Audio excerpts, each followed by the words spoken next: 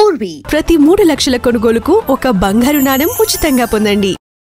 And రావు గారి ఇల్లు విషయానికే వస్తే మీ స్టేట్మెంట్కి ఆర్జీవీ స్టేట్మెంట్కి పూర్తిగా అసలు సంబంధం ఉండట్లేదు, వైరుధ్యం ఉంటుంది అన్నమాట. నేను నిర్మాత మనిషిని కాబట్టి శివనాగేశ్వరరావు నాకు ఏ పని చెప్పేవాడు కాదు అని చెప్పి ఆర్జీవీ ఒక స్టేట్మెంట్ ఇచ్చున్నారు. అసలు ఏ పని ఇచ్చినా ఆ పని సరిగ్గా చేయడు, ఏదన్నా వస్తువు ఇచ్చినా ఆ వస్తువు బాగొడతాడు, ఏదన్నా పని చెప్పినా పని చేయడు, కాబట్టి నేను పని ఇవ్వలేదని చెప్పి మీరు ఒక స్టేట్మెంట్ ఇచ్చున్నారు. అవును, ఈ రెండిట్లో నిజమేంటి? ఇప్పుడు కూడా నేను చెప్పింది నిజమని నేను అంటాను కదా.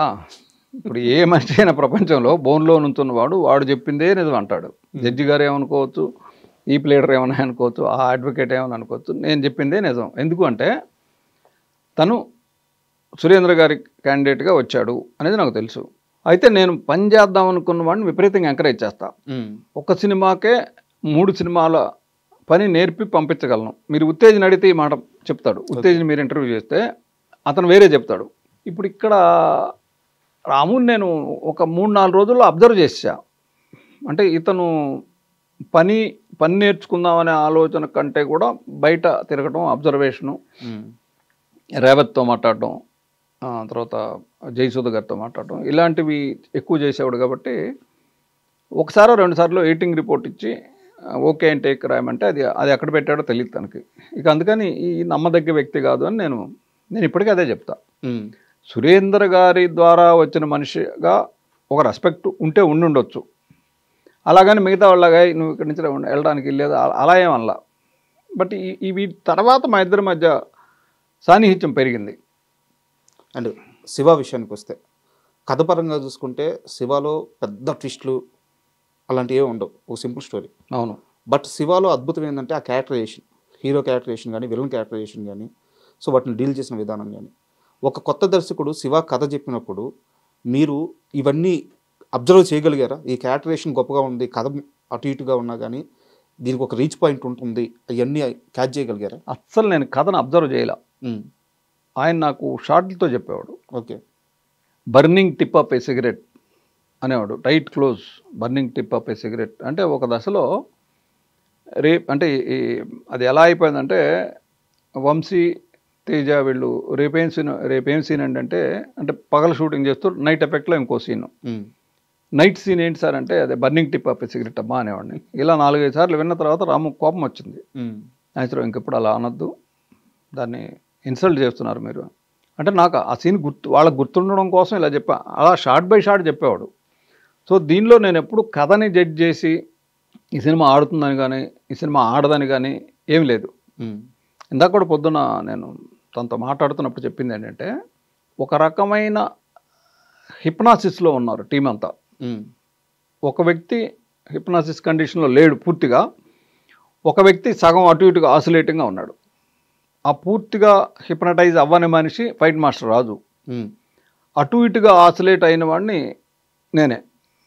అది కొంతేమో ఆయన చెప్పినట్టు ఆయనకి ఏం కావాలో అది అరేంజ్ చేయగలగడం అనేది ఎక్కువ ఉండేది.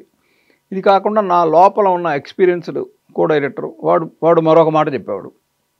సో ఈ రెంటిని బ్యాలెన్స్ చేసుకుంటూ నేను పనిచేశాను. ఓకే, అండ్ రాజు మాస్టర్ గురించి ప్రస్తావన తీశారు కాబట్టి ఒకరోజు చక్రిని పక్కకు పిలిచి, చక్రి మొదటి మూవీ అది, ఇదే నీ చివరి సినిమా, ఇక నువ్వు ఇండస్ట్రీలో ఉండవు, ఈ ఫైట్లు కానీ రిలీజ్ అయితే అని చెప్పి రాజు మాస్టర్ చాలా సీరియస్ అయిపోయి అక్కడి నుంచి ఒక అసిస్టెంట్ని ఇచ్చి ఆయన అక్కడి నుంచి వెళ్ళిపోయారు. నిజమేనా? అదే మరి ఇప్పుడు 36 సంవత్సరాల క్రితం ఎవడికి గుర్తుంది వాళ్ళకి గుర్తుంటుంది, కానీ ఇది బహుశా చక్రి చెప్పుంటే చక్రికే గుర్తుండాలి, నాకు తెలియదు. ఎందుకంటే వాళ్ళిద్దరు మాట్లాడుకున్నప్పుడు నేను లేను. ఓకే, తర్వాత వచ్చి నాకు చెప్పలేదు చక్రి. సరే, ఇంకో క్వశ్చన్ అడుగుతాను రాజు మాస్టర్ గారి గురించి. ఒకానొక టైంలో రాజు మాస్టర్ చాలా బరస్ట్ అయిపోయారు. ఒక కొత్త కుర్రాడు వచ్చి నాకేంది చెప్పేది, ఒక ఇగో లెవెల్కి వెళ్ళిపోయారు. ఇద్దరి మధ్య చాలా వాడివేడిగా నడిచింది కానీ బట్ కూల్గా సినిమా అయితే నడిచింది, కానీ ఇద్దరికి అసలు పడలేదు అని చెప్పేసి ఒక టాక్. నిజమేనా? ఇది కొంత నిజం, కొంత సైకలాజికల్ డిఫరెన్స్ ఉంది వాళ్ళిద్దరి మధ్య. బట్ ఎప్పుడు హార్ష్గా మాట్లాడుకున్న సంఘటన లేవు నాకు తెలిసి. నాకు గుర్తున్నంత వరకు, ఎందుకంటే నేను లేకుండా ఒక షాట్ కూడా అంతే తీయబడలేదు. నేను అన్ని షాట్లకు ఉండేవాడిని. ఒక దశలో రాము నేను కనపడకపోతే ఎక్కడికి వెళ్ళారు నాసిరావు మీరు, నేను ప్యానిక్ అవుతాను మీరు కనపడకపోతే అనేవాడు. అంటే నేను అంత ఒకరోజు ఎప్పుడో భోజనాలు చేయడానికి 4 అసిస్టెంట్ డైరెక్టర్లని 4 కెమెరా అసిస్టెంట్లు తీసుకుని బయటికి వెళ్ళి భోంచేసి వచ్చాం. ఎందుకంటే అక్కడ చైర్లు కంఫర్టబుల్గా కూర్చోడానికి చైర్లు లేవు. అసిస్టెంట్ డైరెక్టర్లు కెమెరా అసిస్టెంట్లు వచ్చేసరికి చైర్లు అయిపోయాయి. ఇది వేరే కథ, చాలాసార్లు చెప్పా. సో ఆ 10 నిమిషాలు లేటుగా కావాలని వచ్చాం. అప్పుడు కూడా తను ఎక్కడికి వెళ్ళారు మీరు చెప్పకుండా అనేవాడు. దానిలో చిన్న ఇది ఉండేది. ఇప్పుడు రాజు మాస్టర్ విషయానికి వస్తే, రాజు మాస్టర్కి డే 1 అర్థమైపోయింది తనకేం కావాలో అదే తీసి ఇవ్వాలి అని. సురేంద్ర గారికో వెంకట గారికో చెప్పాడు, సార్ ఇది అతను రెగ్యులర్ ఫైట్ లాగా నన్ను ఏం చేయనట్లేదంటే, సరే తనకేం కావాలో అది చేసి ఇవ్వండి మీరు అన్నాడు. అప్పుడేంటి, తను హానరీగా ఒక ఫైట్ మాస్టర్గా అక్కడ ఉన్నాడు, కానీ ఈ ఫైట్ రాము ఏం కావాలో అది చెప్తూ ఉండేవాడు. ఒక అసిస్టెంట్ ఉండేవాడు రాములోనే. రామును పిలిచి, అరే ఆయనకి ఏం కావాలో చూడరా, ఆయనకి ఏం కావాలంటే అది చేసి పెట్టు అని. కొంచెం ఆయనకి ఈ పొట్ట కొంచెం పెద్దగా ఉంటుంది. అక్కడ ఉన్న అంబాసిడర్ కారు వైపు పొట్టని దాని మీద ఆనించి అడుదిరిగి ఉంచునేవాడు. షార్ట్ మేము ఎటుదీస్తూ ఉండేవాడు. ఇంతకుమించి వైల్డ్గా రియాక్ట్ అయ్యి ఒకళ్ళనొకళ్ళు దూషించుకొని లేకపోతే పరుషంగా మాట్లాడుకొని ఏ సందర్భం లేదు. నమ్మకం లేదు అతనికి, ఈ సినిమా ఆడదు అని ఆయన ఫిక్స్ అయిపోయాడు.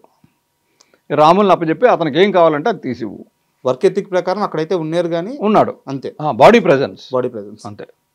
అండ్ ఇంకోటి ఏంటంటే ఆయనకి ఇదంతా కొత్త కూడా. ఇప్పుడు రాజు మాస్టర్గా విడిగా నేను చెప్పాలంటే అప్పుడున్న ఫైట్ మాస్టర్లో one of the best fight master. అంతే. ఎందుకు అంటే డైరెక్టర్ కానీ ప్రొడ్యూసర్ కానీ లేకపోతే వాళ్ళిద్దరూ అనుకోను, కానీ ఈ ఫైట్ నాకు 150 ఫీట్లో కావాలంటే అంతే లెంగ్త్లో తీసిచ్చేవాడు. ఒకరోజు అంటే ఒక రోజులోనే ఫైట్ తీసి ఎడిట్ చేసి ఇచ్చేవాడు. అంత రెప్యుటేషన్ ఉన్న మాస్టర్. సో ఇక్కడికి వచ్చేసరికి పూర్తిగా ఆయన శైలి కాదు, భిన్నం అది. అండ్ ఒక స్ట్రైట్ క్వశ్చన్, ఆర్జీవీకి బ్లాక్ మ్యాజిక్ వచ్చా? బ్లాక్ మ్యాజిక్ రాదు, కానీ హిప్నాటిజం వచ్చేమో అని మేము హిప్నాసిస్కి లోనయ్యామని అంటున్నా. నేను అవ్వలేదు, పూర్తిగా అవ్వలేదు. రాజు మాస్టర్ అసలు అవ్వలా, మిగతా అందరూ అయ్యారు, ఇంక్లూడింగ్ నాగార్జున. బేసిక్గా ఫండమెంటల్గా తెలియకుండా రాలేదు. ఎందుకంటే తను అంతకుముందు కలెక్టర్ గారు అబ్బాయి షూటింగ్లో ఉన్నాడు, విజయ్ అనే సినిమా షూటింగ్లో ఉన్నాడు, రావు గారి సినిమా. అంటే ఈ 3 సినిమాల్లో తను కనుక అబ్జర్వ్ చేసి ఉంటే షాట్ ఎలా జరుగుతుంది, షాట్ చెప్పినప్పుడు డైరెక్టర్ ఎలా చెప్పాలి, ఏం చెప్పాలి అనేది ఇవేవి తను బ్రెయిన్లోకి తీసుకోవాలా. గోపాల్ రెడ్డి రైటింగ్ అంతా అయిపోయిన తర్వాత ఆర్డర్ అన్నాడు, వెంటనే అతను కూడా ఆర్డర్ అని అరిచాడు. సో అక్కడ ఆర్జీవీ గారికి ఇలాంటివన్నీ తెలియదు. సో అలాంటి ఒక మనిషిని నాగార్జున గారు నమ్మారు, వెంకట గారు నమ్మారు, సురేంద్ర గారు నమ్మారు, మీ టీం నమ్మింది, ఆర్టిస్టులు నమ్మారు. సో బ్లాక్ మ్యాజిక్తోనే వీళ్ళందరినీ ఒప్పించాడు ఆర్జీవీ అని చెప్పి చాలామంది అంటుంటారు. అంటే బ్లాక్ మ్యాజిక్ అనేది కాదు, కానీ ఒక కన్విన్స్ చేయగలిగే పవర్ ఉండేది. తను చెప్తుంది రైటు అని అవతల మనిషి ఫీల్ అయ్యే అవకాశం ఉండేది బాగా. అండ్ శివ షూట్ జరిగేటప్పుడు ఫస్ట్ టైం వీడు మామూలుడు కాదు, సంథింగ్ స్పెషల్ అని మీరు ఫీల్ అయిన ఆ డే ఏంటి? ఏ షాట్ అప్పుడు కానీ ఏ సీన్ అప్పుడు కానీ మీకు ఆ ఫీల్ వచ్చింది?